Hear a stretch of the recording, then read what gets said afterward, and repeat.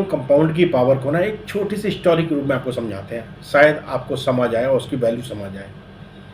राम और श्याम दो भाई होते हैं। 2000 की बात है, उनके दादाजी मिलिट्री से रिटायर होके आते हैं। रिटायरमेंट में जो उनको फंड मिलता है ना, वो अपने दोनों बच्चों में बांट देते हैं। राम को भी दे देते हैं और श्याम को भी दे देते हैं। राम जहाँ पे खुश मिजाज था, इंजॉयमेंट में अपनी लाइफ को बिलीव करता था, मौज मस्ती करता था, यार दोस्तों पार्टी करता था, उसे 10,000 रुपये लिए अपने इंजॉयमेंट के लिए उसने ना एक मोटर बाइक ले आया, इनफील्ड के नाम से बाइक थी, वो ले आया। वहीं पर श्याम जो थोड़ा सिंसियर था, समझदार था, उसे फाइनेंस की थोड़ी बहुत समझ थी, तो उसने वो 10,000 रुपये जिस कंपनी की उसका भाई राम बाइक लेके आया था, उसी कंपनी में आइसर मोटर में उसने वो पैसे इन्वेस्ट कर दिए।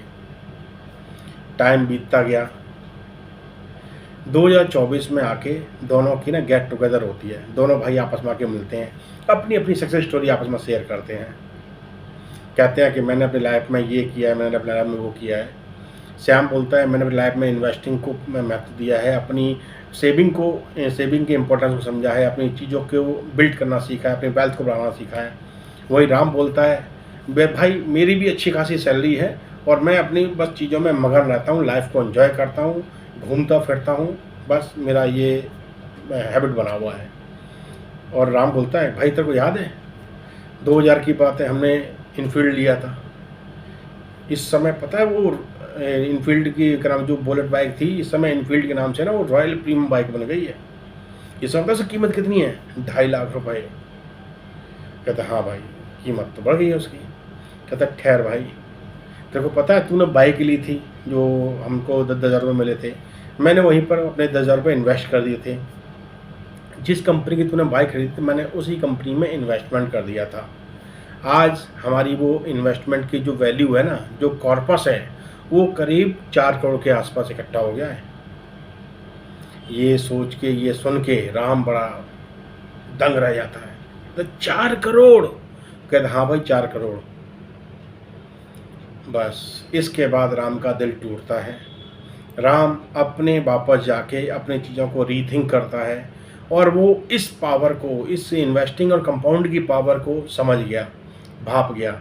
वहाँ से उसने डिसाइड किया अब मेरे को अपनी लाइफ में ना इन्वेस्टिंग को इम्पोर्टेंस देनी है, इसकी वैल्यू समझ के इसको समझना है, अपनी लाइफ में अप्लाई करना है। वहाँ से उसने अपनी जर्नी को स्टार्ट किया, लेकिन उस जर्नी को स्टार्ट करते हुए ना उसको बड़ा देर हो चुकी थी। अब यहाँ पर उसके सामने विकल्प था, या तो वो अगर वो श्याम की जगह पर श्याम के बराबर पहुँचना चाहता है तो अपनी इनकम का मैक्सिमम पार्ट वो इन्वेस्ट करे, तब कुछ टाइम बाद वो उसके लेवल पे पहुंचने की कोशिश कर पाएगा। लेवल तो अचीव नहीं कर पाएगा लेकिन कुछ लेवल पे पहुंचने की कोशिश करेगा। तो वहाँ से अपनी उसने इनकम का 50% पार्ट इन्वेस्ट करना स्टार्ट किया। यहाँ से उसने डिसाइड किया मेरे को ना श्याम की जैसी लाइफ चाहिए, श्याम का जैसे टेंशन फ्री का एटमॉस्फेयर चाहिए, श्याम की जैसी लाइफ मेरे को एंजॉय करनी है। मेरे को अब इस चीज़ को समझ आ गया है, बस यहाँ से मैं अपनी लाइफ को यू टर्न दूँगा। तो दोस्तों ये इन्वेस्टिंग कंपाउंड की ही पावर है कि एक आम इंसान लॉन्ग टर्म में जब इन्वेस्ट करता है तो एक आम इंसान से खास इंसान बन जाता है। देखो इन्फ्लेशन बढ़ रहा है, 7% के रेट से इन्फ्लेशन बढ़ ही रहा है, हर साल दर साल बढ़ता चला जा रहा है, वो कम नहीं हो पा रहा। तो ये आगे भी कम नहीं होगा, ये ऐसे ही चलता रहेगा और ये हो सकता है बढ़ भी जाए।